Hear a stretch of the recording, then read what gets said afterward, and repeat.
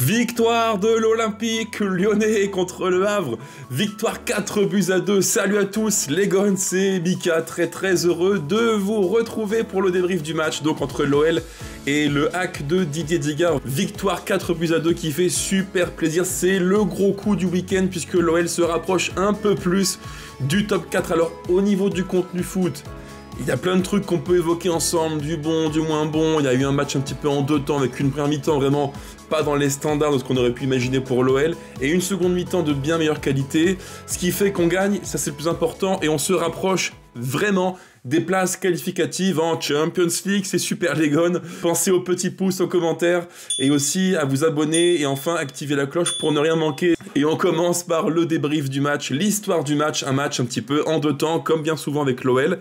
Alors pour des raisons qui sont peut-être liées aussi au match d'Europa League qu'on a joué jeudi, peut-être a-t-on vu les conséquences d'un match en pleine semaine. Bien souvent, il y a un petit peu ce contre-coup physique. Et je me rappelle qu'à l'époque, sous Gérard Houllier, dans le grand OL, le prime de l'OL courant année 2005, 6 et 7, on voyait à l'époque une équipe qui, parfois, dans les matchs après Coupe d'Europe, avait une mi-temps un peu de latence. C'était moins bien, moins fluide, et physiquement, on payait le contre-coup. Et à l'époque, le grand OL en seconde mi-temps était plus fort, mieux physiquement. Il y avait un second souffle qu'on trouvait en seconde mi-temps. Et là, on a un petit peu vu ça. Alors, il n'y a pas que l'argument physique qui explique que durant une mi-temps, on fasse un match relativement, on va dire, moyen plus. Il y a d'autres raisons à ça, parmi lesquelles un manque de verticalité, d'intensité. En fait, durant une mi-temps, on a revu cet OL qui parfois est un peu trop facile, qui pense pouvoir contrôler facilement l'équipe en face, alors que non, en Ligue 1, ça souvent j'en parle en vidéo, en Ligue 1, tu n'as pas ou presque pas de marge de manœuvre. Il faut tout le temps être à fond.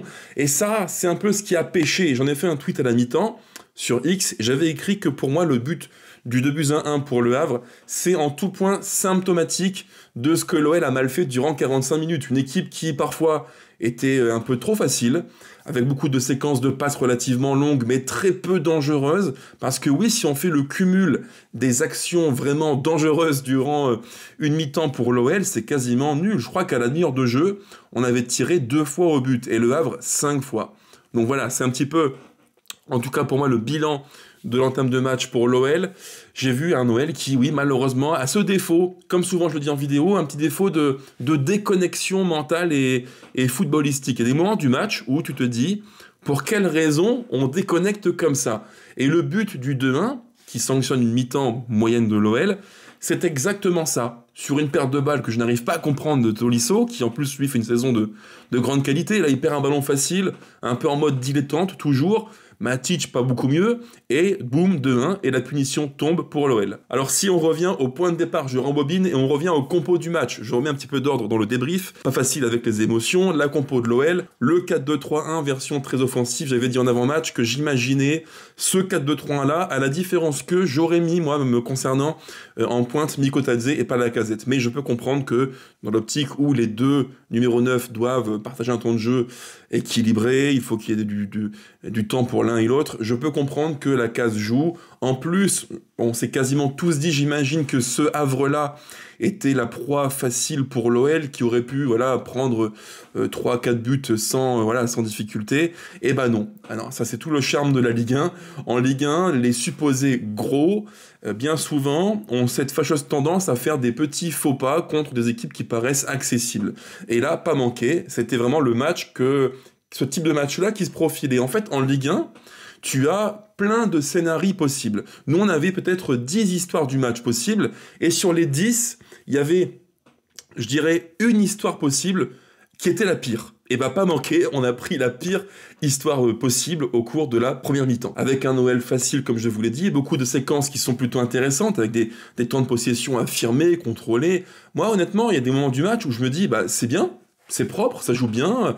Thiago Almada, Cherki, Matic plus reculé, Tolisso. Bon, voilà, il y avait du foot, quoi. C'était bien, mais tellement stérile. Et le 4-2-3-1 dont je parlais juste avant, je reviens encore une fois au point de départ, le 4-2-3-1 de Fonseca et du staff, je pense que c'est pas qu'il est impossible, il n'est pas incompatible, il n'est pas irréalisable. Mais par contre, il faut légèrement, je pense, le modifier. En fait, le grand problème, quand tu mets des profils comme Thiago Almada, Cherki, ou encore Lacazette, c'est que tu manques de mobilité, tu manques de verticalité. Si tu n'as pas ces joueurs qui vont attaquer l'espace pour créer par le mouvement et le décalage, c'est quand même très compliqué. Et ça, durant une mi-temps, on l'a vu, et on en a souffert. Et en seconde mi-temps, bon, bah, l'histoire du match s'inverse un petit peu, même si je trouve qu'on n'est pas non plus fou, et on n'a pas une seconde mi-temps qui est renversante. Malgré tout, je vois un OL qui, dans l'intention de jouer plus vite, est bien mieux, en bloc plus haut, ça va plus vite, c'est plus tranchant,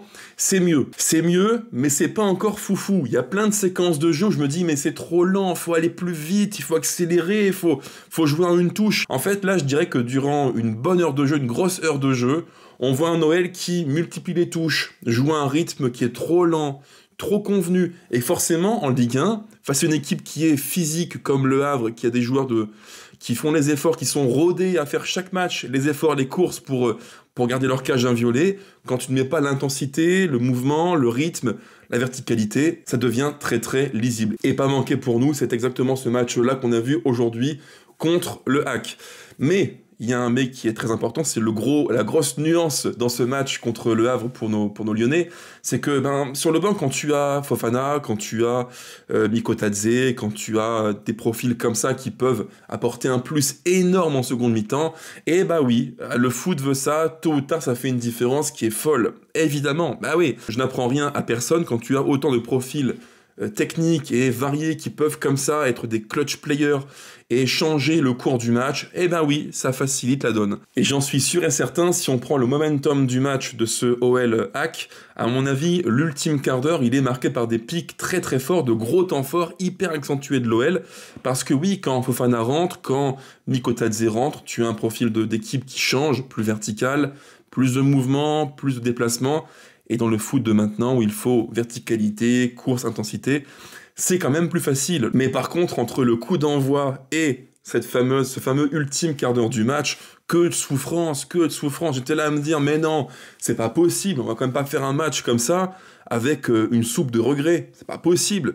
Pas encore un énième match où on va se dire, il y a un coup à faire, il y a un énorme coup à faire, et ben non, on ne profite pas de l'occasion. Non, parce que heureusement, ce coup-ci, les remplaçants ont changé la donne du match.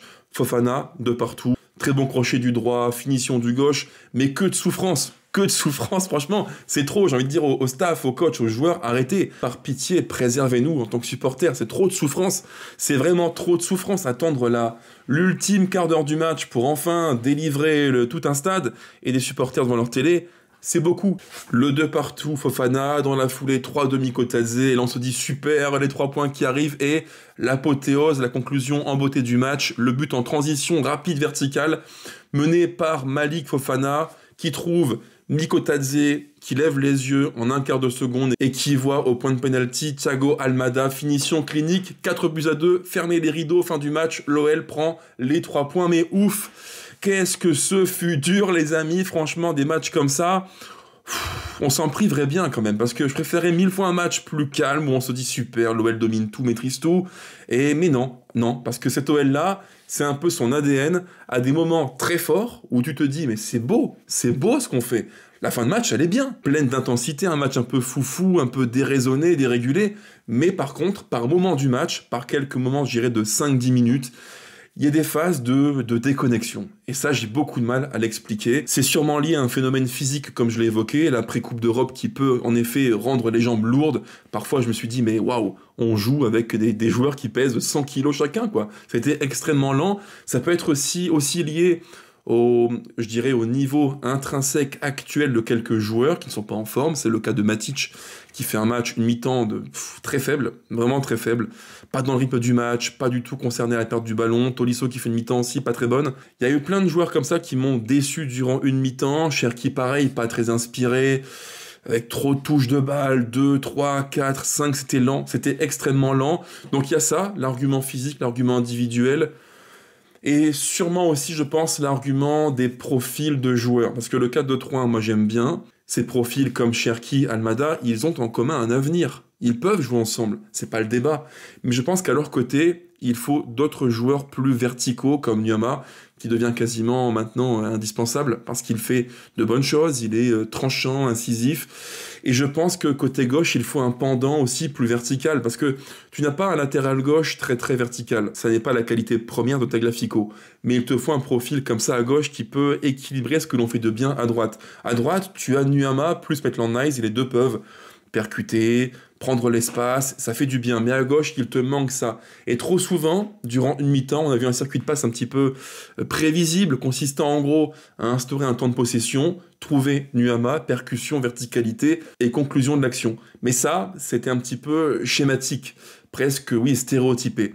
Je pense qu'il faudra ce 4-2-3-1, le revoir, l'aménager, le changer un petit peu à la marge et sûrement intégrer un profil plus vertical côté gauche pour créer de part et d'autre, à droite et à gauche, le déséquilibre dans du 1 contre 1.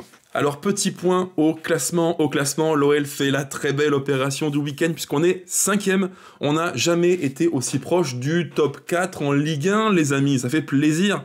L'OL compte 45 points en 26 matchs, 45 points, on est à 2 points de Nice qui a 47 points, à 2 points de Monaco et à 4 points de Marseille qui jouera ce soir le Paris Saint-Germain. Donc franchement les amis, belle opération, les positions se resserrent fortement et l'OL est en passe de recoller vraiment très près au top 4 objectif Ligue des Champions qui semble de plus en plus possible. Et ça fait vraiment très très plaisir. On sent, il y a un petit peu le parfum, l'odeur du sang de la proie que l'on chasse, la proie niçoise, la proie monégasque.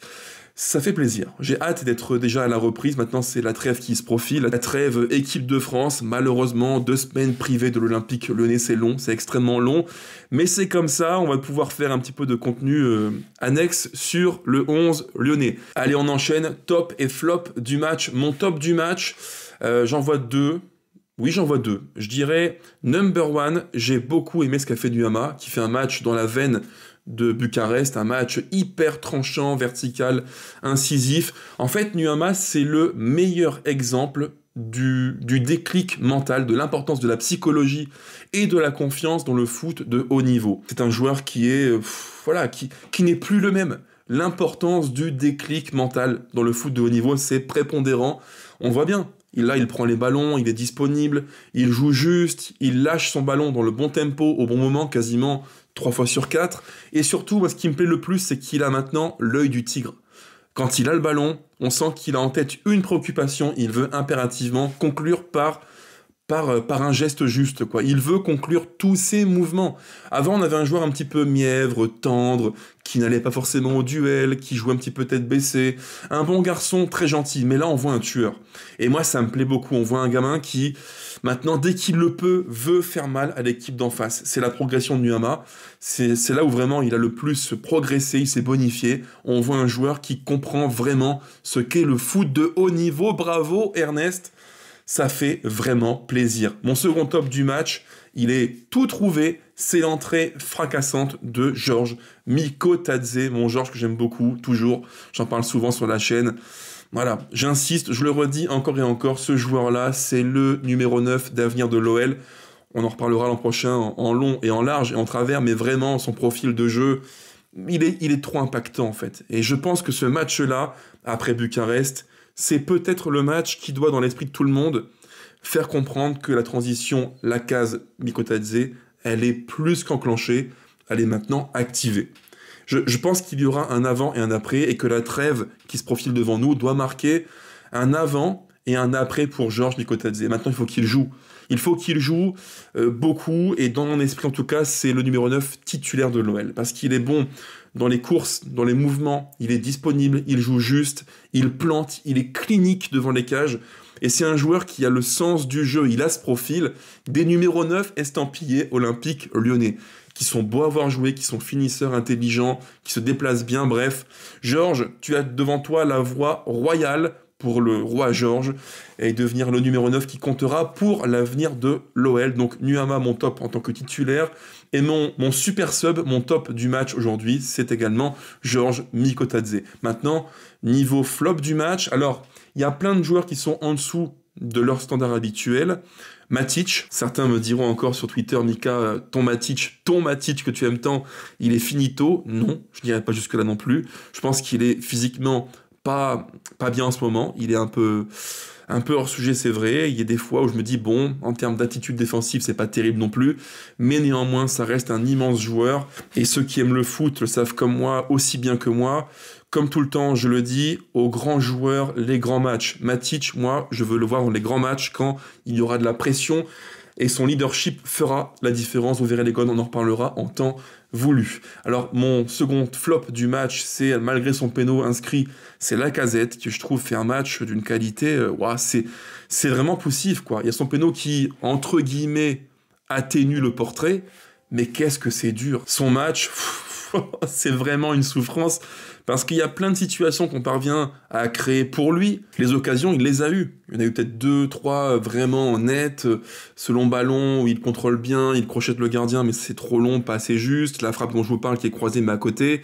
Il a eu, oui, 2, 3 vraies occasions, la casse ce soir. Mais malheureusement, il n'est pas juste. Et dans le jeu, alors, je dirais que face au cage, tu peux te planter. Ça arrive, tu as le droit à l'erreur, tu peux rater un but, ça arrive. Mais c'est pas assez. Dans un match contre une équipe qui est qui est relégable d'ailleurs au classement, t'attends autre chose. T'attends vraiment autre chose. Il faut faire plus, il faut peser et il faut marquer dans les moments chauds. Tu as quelques situations qui sont franches, il faut les conclure. Et ce soir, malheureusement, il ne les conclut pas. Et dans le jeu, dans la construction du jeu, je trouve qu'il est pas bon. C'est un constat un peu cruel que je fais là. Je le sais, c'est un peu dur, c'est vrai. Parce que c'est quelqu'un qui compte beaucoup pour nous tous, on l'aime tous Lacazette, c'est même pas le débat. Mais dans ce match-là, dans un match où tu joues un relégable, tu te dis que le numéro 9, dans le match, il va avoir peut-être 2, 3 occasions nettes, et il faut qu'il les plante. Il faut qu'il te soulage, qu'il te tue le match, fermer les rideaux, 3 points, c'est fini. Malheureusement, c'est pas le cas. Parce qu'il y a plein de séquences où tu sens qu'il manque un petit peu de peps, un peu de jus, de finition, c'est pas clinique. Moi, vraiment, j'insiste, physiquement, je trouve qu'il est pas au niveau. Il y a plein de raisons à ça. Certains me diront, Mika, c'est les JO qui l'ont tué. C'est possible. Moi, j'écarte pas l'hypothèse des JO qui auraient tué physiquement Lacazette.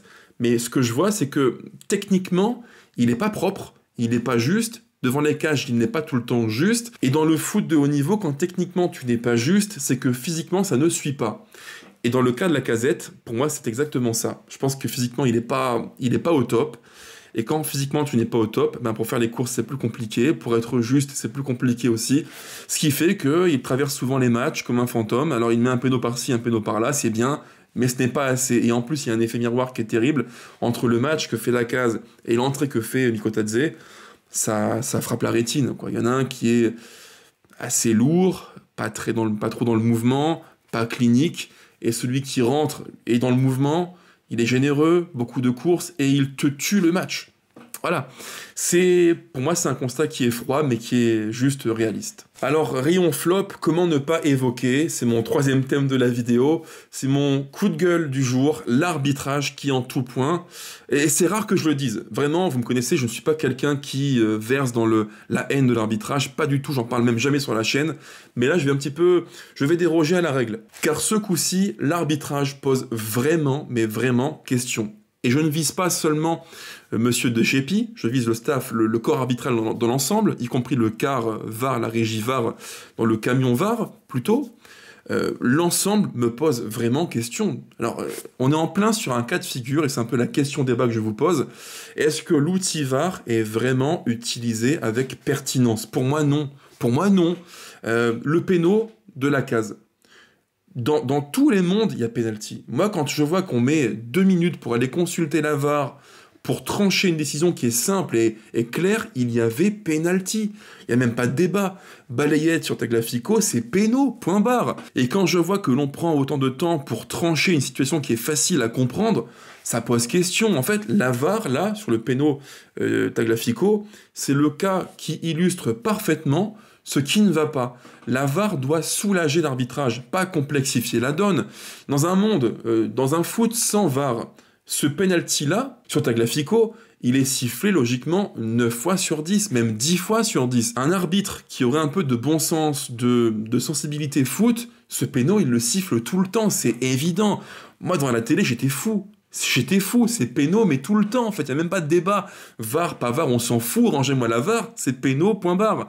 Et le pompon, c'est le péno, enfin le non-péno offert par l'arbitre au Havrais. La non-faute sur Keshta, parce qu'il n'y a rien du tout, là encore vous me direz en commentaire les gones, moi j'ai revu l'action des dizaines de fois au ralenti, je vous la mets à l'écran pour un petit peu l'illustrer, pour moi il n'y a rien. À quel moment il y a un contact qui justifie penalty? Il n'y a rien. Moi je vois seulement Keshta qui s'en mêle les pinceaux, et son pied en l'air, en suspension, tape son pied d'appui, et c'est le croc en jambe classique qu'on voit en foot 9 fois par week-end. Ça arrive souvent, dans la course, tu veux jouer vite, et tu t'en mêles les pinceaux, boum, tu tombes tout seul, tu te crochettes tout seul. Moi, c'est ce que je vois. Je vois Keshta qui tombe tout seul. À quel moment, ici, il y a pénalty pour le Havre? C'est un scandale. Sincèrement, c'est un scandale. Et moi qui suis le premier à dire... préservons l'arbitrage, arrêtons les débats arbitraux sur... Non, moi je n'aime pas ça. Mais là, pour le coup, les gones, franchement, c'est un scandale. Et l'arbitre du jour, l'arbitrage, le corps arbitral, aurait pu aujourd'hui dicter la fin du match, aurait pu dicter le score du match. C'est une putain de honte. C'est une honte. Dans un foot français qui va dans le mur, l'arbitrage pose vraiment question aujourd'hui. C'est pas possible, c'est un sketch. Franchement, c'est un sketch.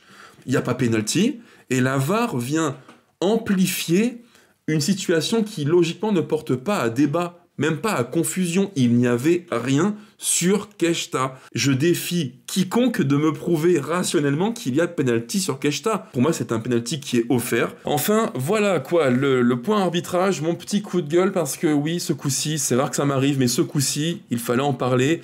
La VAR, l'outil VAR doit a priori aider l'arbitrage.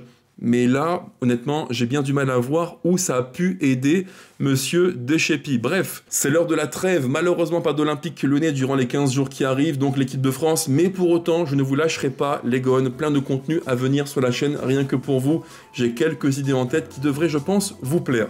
Ciao, ciao. Allez, l'OL toujours plus que jamais.